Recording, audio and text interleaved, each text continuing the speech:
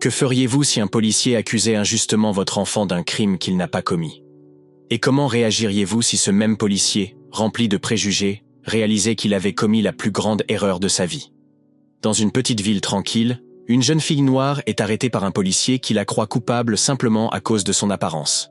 Mais quand il découvre la vérité, cela le mène sur un chemin qu'il n'aurait jamais imaginé. Un chemin qui remet en question tout ce qu'il croyait savoir sur la justice, la communauté et lui-même. Ce qui se passe ensuite vous laissera penser différemment sur la manière dont nous nous percevons les uns les autres et jusqu'où quelqu'un peut aller pour corriger ses erreurs.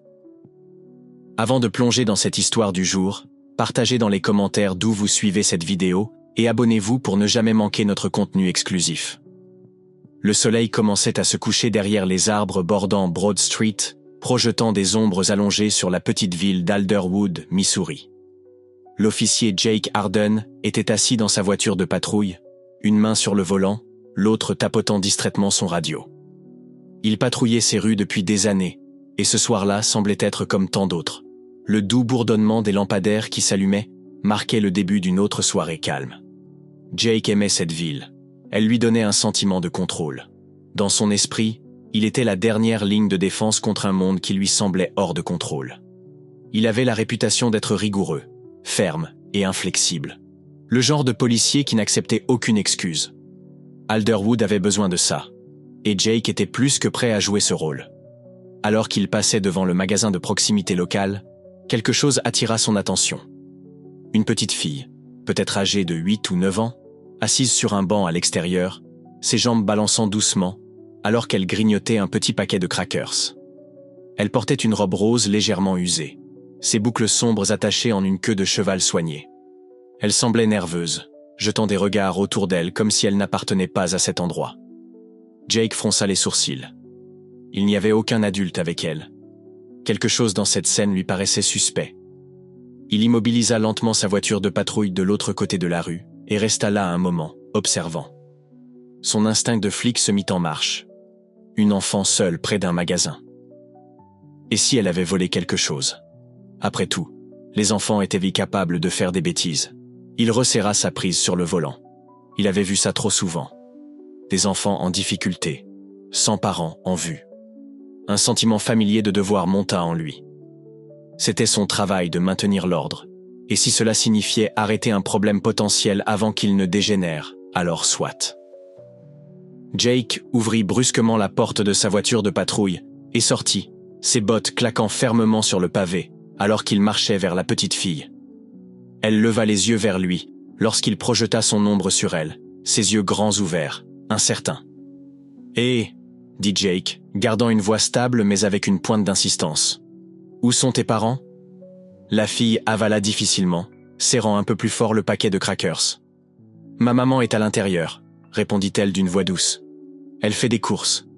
Elle a dit que je pouvais attendre ici. » Jake jeta un coup d'œil au magasin derrière elle.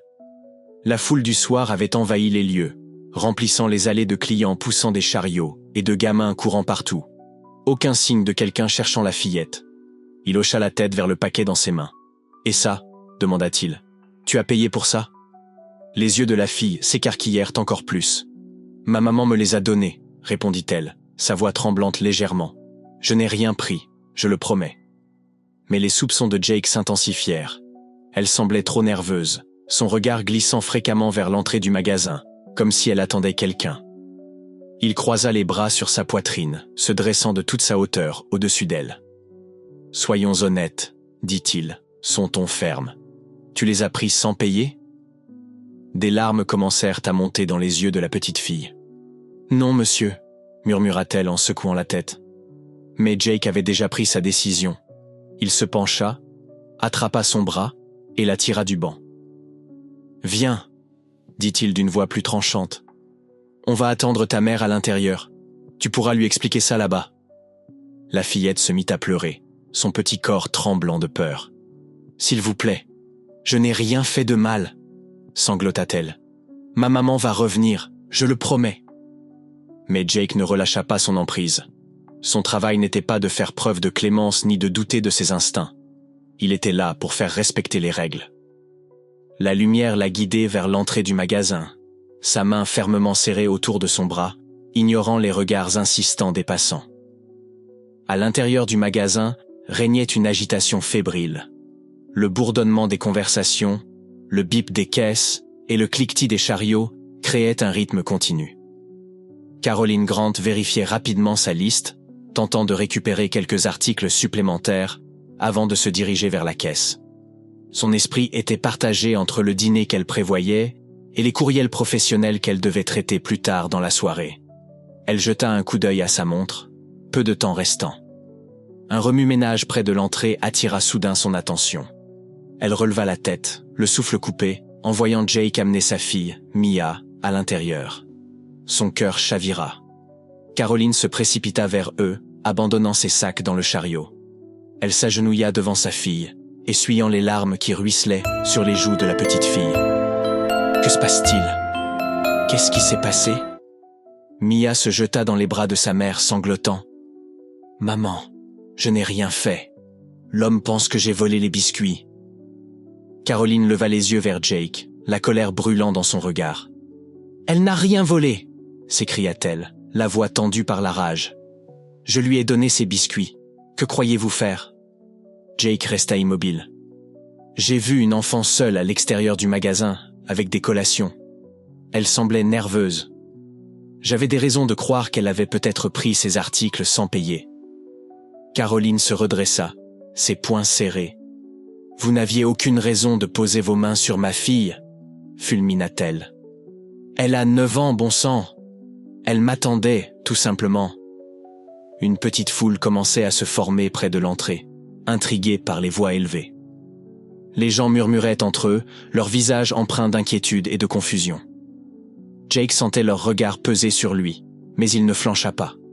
Dans son esprit, il faisait simplement son travail. La voix de Caroline tremblait de fureur. « Retirez immédiatement votre main de ma fille. C'est inacceptable. » Pour la première fois, Jake hésita.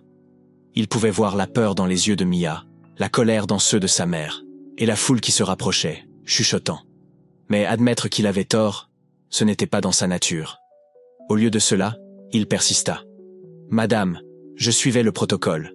C'est mon devoir d'enquêter sur des comportements suspects. »« Suspect ?» hurla Caroline. « C'est une enfant! Une petite fille apeurée qui attendait sa mère. Et ça, pour vous, c'est suspect ?» De plus en plus de personnes sortirent leur téléphone pour filmer la scène. Le visage de Jake rougit. Le poids de la situation commençait à l'écraser. Mais il n'était pas prêt à céder devant cette audience. Sa voix était sèche lorsqu'il répondit « Je veux juste assurer la sécurité de la communauté. » « Sécurité ?» La voix de Caroline se brisa sous le coup de l'incrédulité. « En traitant des enfants innocents comme des criminels, ma fille n'est une menace ni pour vous ni pour personne. » Jake ouvrit la bouche pour répondre, mais avant qu'il puisse parler, une voix s'éleva depuis la foule, transperçant la tension. « C'est injuste, laissez partir cet enfant. » À présent, le gérant du magasin était arrivé, accompagné de quelques employés. Jake restait silencieux, la foule se resserrant autour de lui. Il sentait le jugement peser de tous côtés, et pour la première fois, un doute traversa son esprit. Peut-être qu'il était allé trop loin. Peut-être que ce n'était pas aussi clair qu'il l'avait pensé. Caroline s'agenouilla de nouveau devant Mia, essuyant doucement ses larmes. « Tout va bien, ma chérie. Je suis là maintenant. Tu es en sécurité. » Jake relâcha lentement son emprise sur le bras de Mia, reculant d'un pas. Mais le mal était fait. Il sentait le changement dans l'air, les regards accusateurs de la foule, la voix tremblante de colère et de peur de cette mère. Caroline se releva, ses yeux lançant des éclairs. « Je dépose une plainte officielle contre vous, » dit-elle d'une voix glaciale. « C'est inacceptable. » Jake serra les mâchoires, luttant pour garder son calme. « Vous avez le droit de le faire, » répondit-il d'un ton sec. « Mais je faisais simplement mon travail. » Sans un mot de plus, Caroline prit Mia par la main, et les deux quittèrent le magasin, laissant Jake seul, le poids de l'instant écrasant ses épaules. Les jours passèrent, mais Jake ne put effacer cette sensation que quelque chose de profondément incorrect s'était produit. Il essaya de la repousser, se concentrant sur son travail, se persuadant qu'il avait eu raison, qu'il maintenait l'ordre. Mais l'image du visage strié de larmes de Mia le hantait, et les murmures dans la ville grandissaient. Bientôt, La plainte arriva sur le bureau du chef de police. Jake se retrouva assis dans un bureau froid et stérile, face au regard sévère de son supérieur. « Jake, » dit le chef, d'une voix lourde de déception, « une plainte officielle a été déposée contre vous. Racial profiling d'une enfant. Que pensiez-vous faire ?» La gorge de Jake se dessécha. Il n'avait pas envisagé les choses ainsi. Ce n'était pas une question de race, n'est-ce pas? C'était une question de protocole, de suspicion. Mais le chef ne fut pas convaincu. « Vous êtes suspendu jusqu'à nouvel ordre », continua-t-il, son ton définitif. « Une enquête est en cours. Vous devrez suivre une formation en sensibilisation. Et selon les résultats, il pourrait y avoir d'autres conséquences. » Jake hocha la tête, engourdi. Il quitta le bureau, hébété, son monde basculant. Le badge qui avait autrefois donné un sens à sa vie et lui avait donné le sentiment d'être en contrôle était devenu un fardeau qu'il pouvait à peine porter. La formation en sensibilisation aurait dû être une simple formalité, quelque chose que Jake pensait pouvoir expédier. Mais à mesure que les jours passaient, quelque chose en lui changea. Les histoires qu'il entendait, les exemples discutés, tout cela lui semblait étrangement familier. Il repensa à Mia, aux suppositions qu'il avait faites à son sujet. Et si? Et s'il avait eu tort? Si ses instincts n'étaient pas aussi infaillibles qu'il l'avait toujours cru? À la fin de la formation, Jake n'était plus l'homme qui y était entré. Il avait été forcé de confronter quelque chose de laid en lui-même, quelque chose qu'il n'avait jamais voulu voir. Mais le véritable test vint lorsqu'on l'envoya faire du bénévolat dans un centre communautaire local, une condition de sa suspension. Jake n'avait jamais été le genre de personne à s'impliquer dans des programmes d'entraide. Il voyait son rôle comme celui d'un garant de la loi, pas comme quelqu'un cherchant à se faire des amis. Mais à présent, sans autre choix, il se retrouva devant les portes d'une banque alimentaire locale, vêtu de vêtements civils, se sentant plus déplacé que jamais. Dès qu'il franchit le seuil, ses yeux tombèrent sur un visage familier. Caroline était là, servant de la nourriture à une file de famille qui s'étendait jusque dehors. Et à ses côtés, Mia, souriante, aidant avec les plateaux. Le cœur de Jake sombra. Caroline l'aperçut également. Son visage se durcit à mesure qu'elle le reconnaissait. Jake pouvait voir la tension raidir son corps, la manière protectrice dont elle se rapprochait de sa fille. Pas un mot ne fut prononcé, mais le message était limpide. « Tu n'es pas le bienvenu ici. » Jake passa le reste de la journée à éviter tout contact visuel, baissant la tête tandis qu'il transportait des cartons remplis de conserves et balayait le sol. Mais la culpabilité pesait sur lui comme une ombre tenace. Les jours s'étirèrent en semaines, et pourtant Jake continuait à venir, accomplissant les tâches sans relâche, nourrissant un espoir fragile. Peut-être pourrait-il prouver qu'il n'était pas l'homme qu'il pensait. Peu à peu, il commença à apercevoir cette communauté sous un autre jour. Il découvrit les luttes quotidiennes de ces familles, leurs défis silencieux, leur détermination à survivre malgré les obstacles. Pour la première fois, il réalisa combien il avait été aveugle à leur réalité.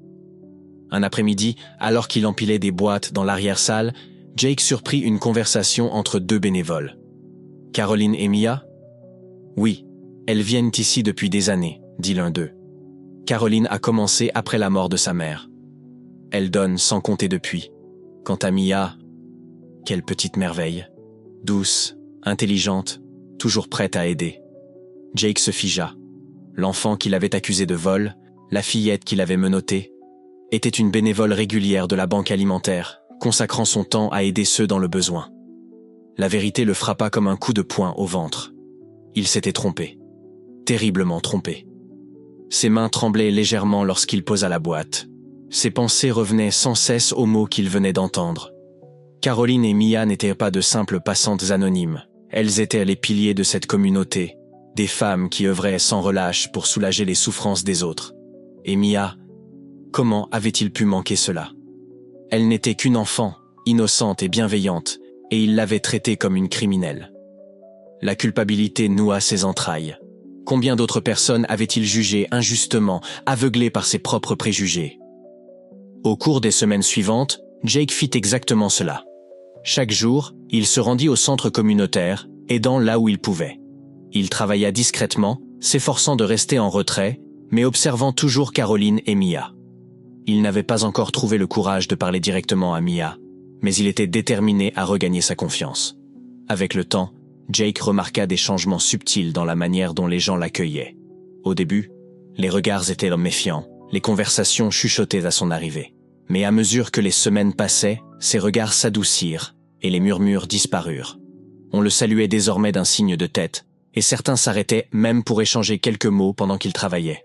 Un après-midi, alors qu'il réapprovisionnait les étagères du garde-manger, Mia s'approcha, les mains croisées derrière son dos. Le cœur de Jake fit un bond. C'était le moment qu'il avait tant redouté et espéré. « Bonjour », dit Mia doucement, les yeux grands et curieux.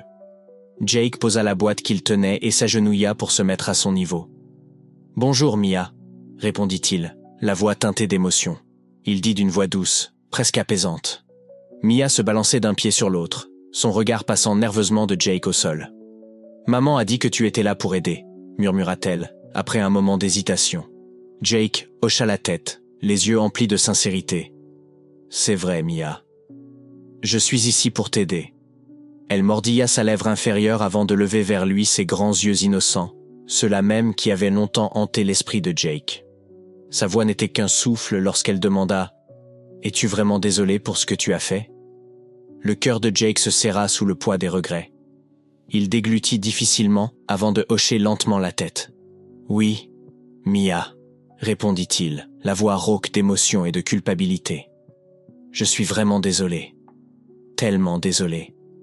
Je ne t'ai pas écouté quand j'aurais dû, et je ne t'ai pas traité comme tu le méritais. Pardon. » Mia resta silencieuse, scrutant son visage avec une intensité troublante. Puis, lentement, elle hocha la tête. « D'accord, » murmura-t-elle doucement. « Je te pardonne. » Les mots résonnèrent en lui comme une libération inattendue. Il cligna des yeux, pris au dépourvu par cette grâce qu'il n'avait jamais espérée, surtout pas venant de Mia. Un poids immense quitta ses épaules, un poids dont il ignorait jusqu'à l'existence. « Merci », murmura-t-il, la voix tremblante. « Merci, Mia. » Elle lui offrit un petit sourire timide avant de se retourner et de courir vers Caroline, qui l'attendait non loin. Jake la regarda partir, une paix étrange mais bienvenue s'installant en lui. Il savait que le chemin serait encore long, mais à cet instant précis, il sentit qu'il avait franchi le premier pas véritable vers la réparation. La transformation de Jake ne s'arrêta pas aux portes du centre communautaire. Plus il s'impliquait dans le bénévolat, plus il se liait aux personnes qu'il servait. Il écoutait leurs histoires, découvrait leurs luttes et commençait à voir le monde à travers leurs yeux. Il réalisait tout ce qu'il avait manqué durant toutes ces années. Combien de jugements précipités, combien d'opportunités perdues de faire une vraie différence. Un jour, alors qu'il aidait à organiser une collecte alimentaire, Caroline s'approcha, un bloc-notes à la main. « Officier Harden », dit-elle avec un léger sourire. « Je pense que c'est le moment de passer à l'étape suivante. » Jake haussa un sourcil, intrigué. « Que voulez-vous dire ?» Elle lui tendit le bloc-notes. « Nous prévoyons un événement de sensibilisation communautaire. L'idée est de rassembler tout le monde. Résidents, policiers, chacun. C'est une question de pont, de montrer que nous sommes tous du même côté. Et nous aimerions que vous nous aidiez à l'organiser. » Jake fixa le bloc-notes dans ses mains, son cœur gonflé d'un mélange de fierté et d'incrédulité. « Moi ?» demanda-t-il, la voix teintée de surprise. « Vous voulez que, moi, je vous aide ?» Caroline hocha fermement la tête. « Vous avez fait le travail, officier Harden. Vous nous avez prouvé que vous étiez sérieux à propos de changer les choses. Maintenant, il est temps de franchir l'étape suivante. » Une vague de gratitude submergea Jake. Ce n'était pas seulement une chance de se racheter, mais une opportunité de marquer une vraie différence. Il sourit, ressentant une sensation de but qu'il n'avait pas éprouvée depuis des années. « Je suis partant », dit-il, la voix ferme. « Allons-y. » Les semaines passèrent, et Jake se jeta corps et âme dans la préparation de l'événement. Il travailla main dans la main avec Caroline et les autres bénévoles, organisant des activités, rencontrant des leaders locaux et impliquant même le département de police. Ce soir-là, Jake resta assis seul dans son petit appartement, la lumière du lampadaire extérieur peinant à percer l'obscurité de la pièce. Il fixait le mur vide, son esprit tourbillonnant d'idées qu'il ne parvenait pas à apaiser. Pendant des années, Il avait patrouillé ces rues en se considérant comme le gardien de cette ville, celui qui maintenait l'ordre. Mais aujourd'hui, il se demandait s'il avait jamais vraiment compris ceux qu'il était censé servir. Il avait toujours vu les choses en noir et blanc, bon ou mauvais, juste ou injuste. Mais plus il réfléchissait à ce qui s'était passé avec Mia, plus il réalisait que la vie n'était pas aussi simple. Les gens n'étaient pas des problèmes à résoudre, ni des menaces à neutraliser. Ils étaient des êtres humains complexes, porteurs d'histoires et de luttes qu'il n'avait jamais pris la peine de comprendre. Brusquement, Jake se leva, la chaise raclant contre le sol. Il ne pouvait plus rester prisonnier de ses pensées. Il attrapa sa veste et sortit, sans savoir où il allait, mais sachant qu'il devait fuir cet isolement mental. Le lendemain, Jake retourna au centre communautaire, incertain de ce qu'il attendait. Il n'avait pas revu Caroline ou Mia depuis cette fameuse conversation. Une partie de lui espérait qu'elle ne serait pas là ce jour-là. Mais en franchissant la porte, il les vit immédiatement, derrière le comptoir, souriantes, distribuant de la nourriture aux personnes alignées. Jake déglutit difficilement, tentant de calmer la boule de culpabilité qui lui serrait la poitrine. Il ne pouvait pas continuer à fuir. S'il devait affronter les conséquences de ses actes, il devait le faire face à face. Il se dirigea vers l'arrière de la salle, saisit un balai et commença à balayer, adoptant une stratégie simple. Rester discret, garder la tête basse et travailler. Mais il ne pouvait s'empêcher de lever les yeux de temps en temps, observant Caroline et Mia. Leur complicité, la façon dont Mia illuminait la pièce quand elle faisait sourire quelqu'un, montrait que cet endroit représentait bien plus qu'une simple œuvre caritative pour elle. C'était leur manière de redonner, de créer des liens avec ceux qui les entouraient. Jake reporta son regard vers le sol, son esprit en ébullition. Il devait réparer les choses, mais comment? Une simple excuse semblait insuffisante, trop tardive. Mais que pouvait-il faire d'autre? Avant qu'il n'ait eu le temps de réfléchir davantage, Caroline s'approcha, son visage impassible. « Officier Arden, dit-elle calmement mais fermement. Pouvons-nous parler ?» Le cœur de Jake tambourinait dans sa poitrine, mais il hocha la tête, posant le balai de côté. « Bien sûr, » murmura-t-il, presque inaudible.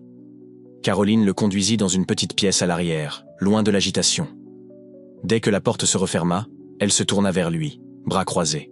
« Je sais pourquoi vous êtes ici, » dit-elle d'une voix mesurée. « Vous essayez de compenser ce que vous avez fait à Mia, et j'apprécie vos efforts. Mais je dois entendre de votre bouche. Comprenez-vous ce que vous avez fait de travers ?» Jake sentit le poids de ses paroles l'accabler. Il inspira profondément, rassemblant ses idées. « J'ai fait des suppositions, » commença-t-il, la voix tremblante. « J'ai vu Mia seule, et j'ai tiré des conclusions hâtives. Je pensais qu'elle faisait quelque chose de mal, et je n'ai pas pris le temps d'écouter son explication. Mes préjugés ont obscurci mon jugement, et j'ai blessé Mia. J'ai blessé vous deux. » Caroline ne desserra pas les bras, mais elle ne l'interrompit pas non plus. Jake poursuivit. « J'ai eu tort, Caroline. Tellement tort. Je sais qu'une simple excuse ne suffit pas pour effacer ce que j'ai fait, mais je suis sincèrement désolé. Je pense à ça tous les jours depuis. Et je veux que vous sachiez que je vais changer. Je ne veux plus être ce genre d'officier, ce genre de personne. » Un silence lourd remplit la pièce. Jake attendait, le cœur battant, la réponse de Caroline. Lorsqu'elle parla enfin, sa voix était plus douce, mais toujours ferme. « Je vous reconnais votre honnêteté, mais ce n'est pas à moi que vous devez présenter des excuses. C'est à Mia. » Jake hocha la tête, avalant difficilement. « Je sais. Et je m'excuserai auprès d'elle aussi. Mais que puis-je faire? Comment puis-je réparer les choses ?» Caroline le scruta longuement, cherchant quelque chose dans son regard. Finalement, elle soupira. « Les actes parlent plus fort que les mots, officier Arden. Si vous voulez vraiment réparer les choses, prouvez-le. Continuez à venir, continuez à travailler. C'est ainsi que vous pourrez réparer vos erreurs. » Jake acquiesça, ressentant un mélange étrange de soulagement et de culpabilité. Il ne s'attendait pas à recevoir une chance de se racheter. Il ne la méritait pas. Mais le fait que Caroline soit disposée à lui accorder cette opportunité lui semblait être une bouée de sauvetage qu'il n'avait pas su qu'il recherchait. Il savait que ce ne serait pas facile. La méfiance entre la communauté et les forces de l'ordre restait palpable. Mais il était déterminé à faire fonctionner les choses. Le jour tant attendu arriva enfin. et le parc bourdonnait d'excitation. Des familles de toute la ville s'étaient rassemblées pour ce pique-nique communautaire. Pour la première fois depuis longtemps, Jake se sentit à sa place. Il marcha à travers le parc, saluant les gens, serrant des mains, discutant avec les enfants qui couraient partout en jouant. Au crépuscule, tandis que le ciel s'embrasait d'une douce lumière orange, Jake se trouva près de la piscine à plongeon, observant une file d'enfants prêts à tenter leur chance contre des officiers volontaires. Mia était en tête, un sourire espiègle sur le visage, ajustant soigneusement son tir. Jake ne put s'empêcher de sourire devant sa concentration. C'était exactement cela. Réunir les gens, bâtir la confiance, et montrer qu'ils appartenaient tous à une même communauté. Mia courut ensuite vers lui, ses boucles rebondissant autour de son visage radieux. « Tu as réussi !» s'exclama-t-elle, les yeux brillants. « Tu as vraiment contribué à tout ça ?» Jake secoua la tête en riant doucement. « Non, petite, c'est nous qui avons fait ça, ensemble. Je viens juste de donner un coup de main. C'était ta mère et tous ces autres gens qui ont rendu cela possible. » Mia sourit, essuyant la sueur de son front, tout en reprenant son souffle. « Mais tu fais partie de tout ça toi aussi. C'est ce que maman dit toujours.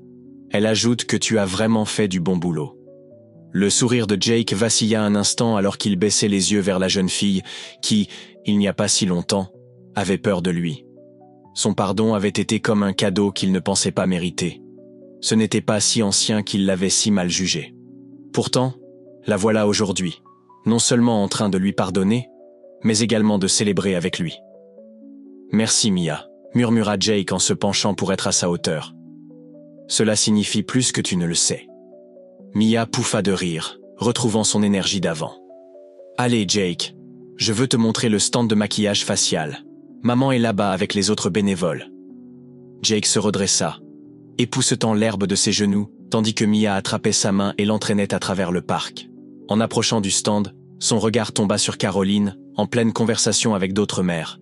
Son visage rayonnait de satisfaction après une journée bien remplie. Elle remarqua Jake et Mia et leur fit signe de venir. « Vous arrivez juste à temps », dit-elle avec un sourire espiègle. « J'allais encore te proposer pour le bassin de plongée. » Jake rit doucement. « Je pense avoir été assez trempé pour aujourd'hui, mais si ça rend les enfants heureux, je recommencerai. » Caroline haussa un sourcil, amusée. « Ne les tente pas. Ils accepteraient ton offre en un clin d'œil. » Ils restèrent là un moment, observant Mia courir rejoindre ses amis. Pendant un instant, aucun d'eux ne parla. L'atmosphère entre eux avait changé. Plus de tension ni de colère marquant leurs anciennes interactions. À la place, une compréhension silencieuse s'était installée, un sens partagé de leur mission commune. « Je n'aurais jamais imaginé vivre une journée comme celle-ci », murmura Caroline, les yeux balayant la foule. « Cela faisait longtemps que nous attendions ça. » Jake hocha la tête, son esprit revenant sur tous les moments qui les avaient menés ici. Les erreurs qu'il avait commises, les préjugés qu'il avait nourris, et le travail accompli pour tenter de réparer les choses. « C'est vrai, admit-il, mais nous y sommes maintenant. Et c'est ce qui compte. » Caroline le regarda, songeuse. « Tu as changé, Jake. Au début, je ne voulais pas y croire. Je pensais que tu essayais simplement de sauver la face, peut-être en espérant que nous oublierions ce qui s'était passé. Mais maintenant, je le vois. Tu n'es plus l'homme qui a menotté ma fille. » Jake déglutit, sentant le poids de ses mots peser sur lui. « Non, je ne le suis plus. Ou du moins, je ne veux plus l'être. J'ai commis beaucoup d'erreurs dans ma vie, Caroline, plus que je ne veux l'admettre. Mais ce qui s'est passé avec Mia, ça a été un véritable appel à l'éveil. J'ai dû affronter certaines vérités difficiles sur moi-même. Et j'apprends encore. Je pense que j'apprendrai toute ma vie. » Caroline sourit légèrement, ses yeux s'adoucissant. « Nous apprenons tous. Personne n'a toutes les réponses. Mais ce qui compte, c'est que tu essaies. Tu es là, jour après jour. Et cela signifie quelque chose. » Jake baissa les yeux vers le sol, incertain de ce qu'il devait répondre. Il n'était pas habitué à recevoir des louanges, surtout pas de quelqu'un qui l'avait blessé profondément. Mais entendre ces mots de la part de Caroline, qui avait toutes les raisons de le détester, signifiait plus qu'il ne pouvait exprimer. « Merci, dit-il doucement, sa voix chargée d'émotion. Ça signifie beaucoup venant de toi. » Caroline hocha la tête, son regard s'attardant sur lui un peu plus longtemps avant de se tourner vers le pique-nique. Après une pause, elle reprit. Tu sais, il y a quelque chose dont je voulais te parler. Jake haussa un sourcil, intrigué. Quoi donc? Caroline hésita un instant, pesant soigneusement ses mots. La banque alimentaire. Nous la dirigeons depuis des années, mais nous commençons à être débordés. Les besoins dans cette communauté augmentent, et nous avons du mal à suivre. Je me demandais si tu serais intéressé pour aider plus régulièrement. Pas seulement en tant que bénévole occasionnel, mais en t'impliquant davantage. Nous avons besoin de quelqu'un comme toi, quelqu'un qui connaît cette communauté et qui s'en soucie. Jake cligna des yeux, surpris par l'offre. Il ne s'était jamais considéré comme quelqu'un capable de faire une vraie différence dans la communauté. Son rôle avait toujours été centré sur la loi et l'ordre, le maintien de la paix. Mais là, entouré de personnes auxquelles il tenait, il réalisa qu'il y avait plus à être un officier, plus à être membre de cette ville, que simplement appliquer les règles. « Ce serait un honneur », répondit-il, sa voix assurée. « Tout ce dont vous avez besoin, je suis là. » Caroline sourit, une chaleur sincère dans ses yeux. « Bien, nous avons besoin de quelqu'un avec tes compétences et ton cœur. » Jake ressentit une vague de fierté à ces paroles. Pour la première fois depuis longtemps, il se sentait partie intégrante de quelque chose de plus grand que lui. Quelque chose qui comptait vraiment. Chaque minute qui passait, elle se sentait davantage connectée à eux. À un moment donné, alors qu'ils terminaient leur dessert, Caroline s'adossa à sa chaise, une expression pensive sur le visage. « Tu sais, » murmura-t-elle doucement, « j'ai réfléchi à cette journée au magasin, à la façon dont tout aurait pu si différemment tourner. » Jake sentit son estomac se nouer à l'évocation de cet incident. Mais il ne l'interrompit pas. « J'étais tellement en colère contre toi, » poursuivit Caroline, sa voix ferme. « Je pensais ne jamais pouvoir te pardonner pour ce que tu avais fait à Mia. Et pour être honnête, une partie de moi ressent encore cette colère. » Jake hocha la tête, comprenant parfaitement. Il ne s'attendait pas à ce que la colère disparaisse. Elle était justifiée. « Mais ensuite, je te vois ici, » dit Caroline, son regard croisant le sien. « Je vois le travail que tu as accompli, la manière dont tu t'es engagé dans cette communauté. Et je réalise que les gens peuvent changer. Tu nous l'as prouvé. » Jake déglutit difficilement, la gorge serrée par l'émotion. « Je ne sais pas si je mérite ton pardon, » répondit-il doucement, « mais je vais continuer à essayer de le gagner. » Caroline sourit, un sourire léger mais porteur d'un poids que Jake ne pouvait exprimer avec des mots. « Tu l'as déjà, Jake.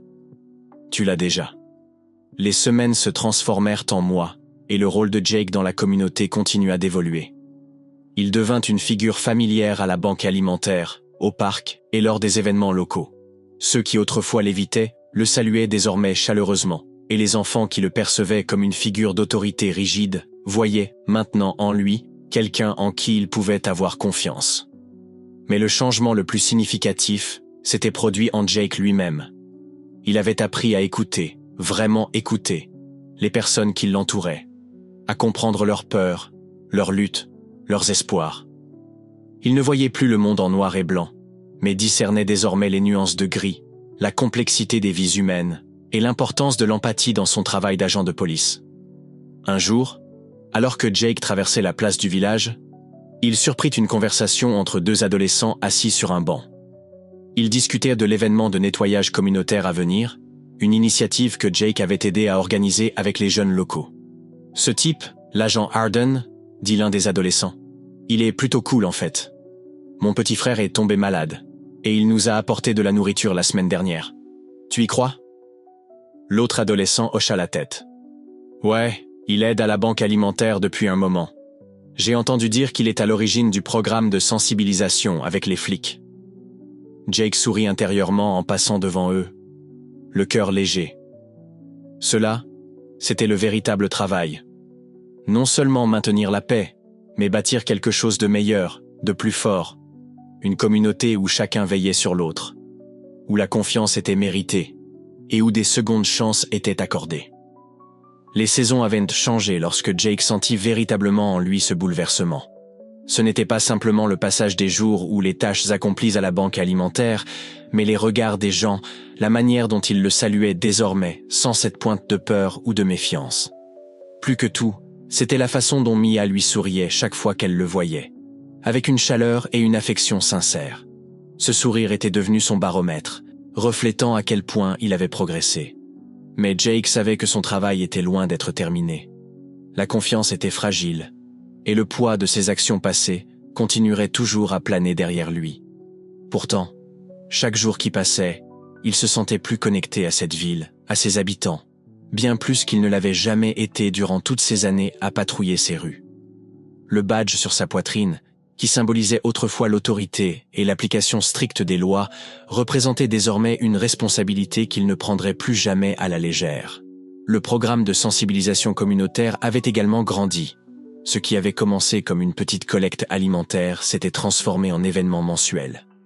Projets de nettoyage, séances de mentorat pour les jeunes, et ateliers où policiers et résidents pouvaient échanger ouvertement et honnêtement.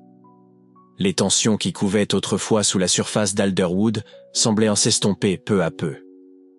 Un après-midi de samedi, alors que Jake rangeait les fournitures après un atelier réussi pour les jeunes, il aperçut l'agent Tom Landry de l'autre côté du parc, en train de discuter avec un groupe d'adolescents. Jake ne put s'empêcher de sourire. Tom avait été l'un des officiers les plus réticents au changement, se moquant initialement de l'implication de Jake au centre communautaire, qualifiant cela de « police douce ». Mais le voilà maintenant, interagissant avec les jeunes, écoutant leurs histoires et offrant des conseils sans une once de jugement. Tom croisa le regard de Jake et lui fit signe de les rejoindre. « Hé, Arden !» appela-t-il, surprenant Jake par la légèreté de son ton. « Viens rencontrer ces gamins. Ils ont plein d'idées pour le prochain nettoyage. » Jake s'approcha, toujours émerveillé par combien les choses avaient changé, non seulement pour lui, mais pour tout le monde. En arrivant près du groupe, Corey, un grand adolescent maigre aux casquettes de baseball portées à l'envers, lui adressa un large sourire. « Agent Jake », dit-il en effectuant un salut moqueur, « on disait à l'agent Landry qu'on pensait organiser un tournoi de basket le mois prochain. On veut que quelques flics jouent un contre nous. T'es partant ?» Jake gloussa. « Tant que vous êtes gentils avec nous, les vieux. » Corey rit, mais sans aucune hostilité, juste de la camaraderie. « Non, on va vous écraser. » Les taquineries continuèrent, légères et sincères. Cela semblait naturel, comme cela aurait toujours dû être. Les murs qui existaient autrefois entre Jake et ses jeunes, entre les agents et la communauté, commençaient à s'effondrer. Ce n'était pas parfait, loin de là, mais c'était du progrès. Et c'était ce qui comptait. Plus tard ce soir-là, alors que Jake était assis sur son porche, le calme de la nuit l'enveloppant, il réfléchit à combien il avait changé. Il n'était plus l'homme qui avait tiré Mia du banc devant le magasin, convaincu qu'elle faisait quelque chose de mal. Il avait été forcé de confronter ses propres préjugés, sa vision étroite du monde. Ce chemin n'avait pas été facile, mais il avait été nécessaire. Alors que ses pensées vagabondaient, son téléphone vibra dans sa poche.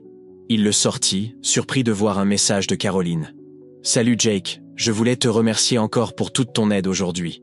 Les enfants te regardent vraiment avec admiration. Et je sais que Mia aussi. Je ne crois pas te l'avoir jamais dit, mais elle parle de vouloir devenir policière quand elle sera grande. Elle dit qu'elle veut aider les gens comme toi. » Jake fixa l'écran pendant un long moment, le cœur gonflé d'émotion. Mia voulait être flic. Il ne s'y attendait pas, après tout ce qu'elle avait traversé à cause de lui, après la peur et la confusion qu'il avait causée. L'idée qu'elle le considère comme un modèle à suivre semblait presque irréelle. Il tapa une réponse, ses doigts tremblant légèrement. « Merci, Caroline.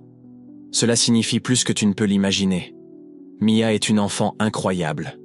Elle accomplira de grandes choses, quoi qu'elle décide de faire. » La réponse arriva rapidement.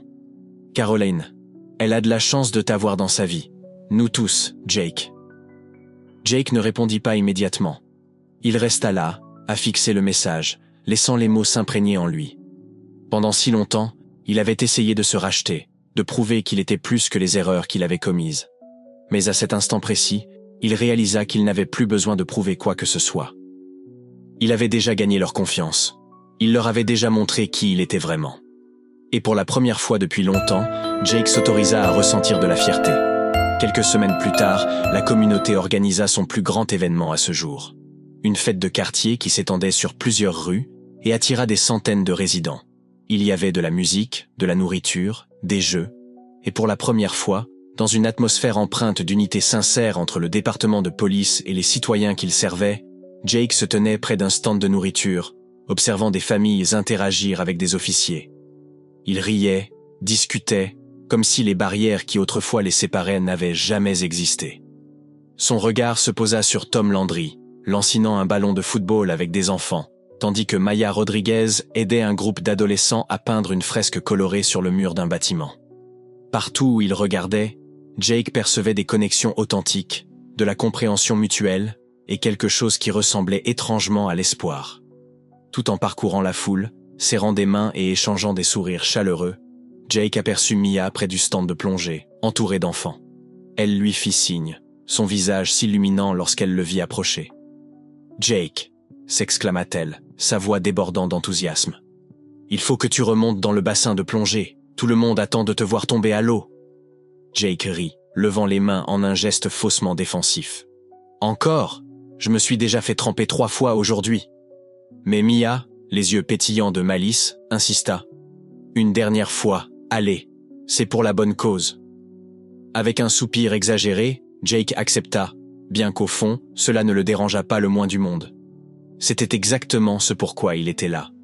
Faire partie de quelque chose de plus grand que lui-même. Être présent pour ceux qui avaient besoin de lui et leur montrer qu'il n'était plus seulement l'officier Arden. Il était Jake, leur voisin, leur ami. En grimpant dans le bassin, il remarqua Caroline non loin, qui le regardait avec un sourire encourageant. Elle lui fit un signe de pouce levé, et Jake ne put s'empêcher de lui répondre par un sourire radieux. « D'accord, Mia, » lança-t-il en prenant place. « Montre-moi ce que tu as dans le ventre. » Mia s'avança, concentrée, et lança la balle avec précision. Dans un grand splash retentissant, Jake fut projeté dans l'eau froide, sous les rires et les acclamations de la foule. Trempé mais souriant de toutes ses dents, il sentit quelque chose bouger en lui. La culpabilité, la honte, le poids de ses erreurs passées.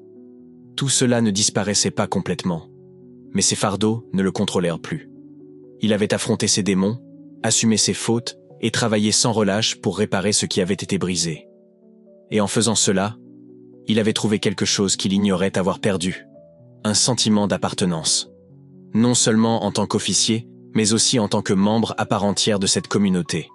Alors que le soleil commençait à se coucher, baignant les rues d'une lumière dorée, la fête de quartier touchait à sa fin.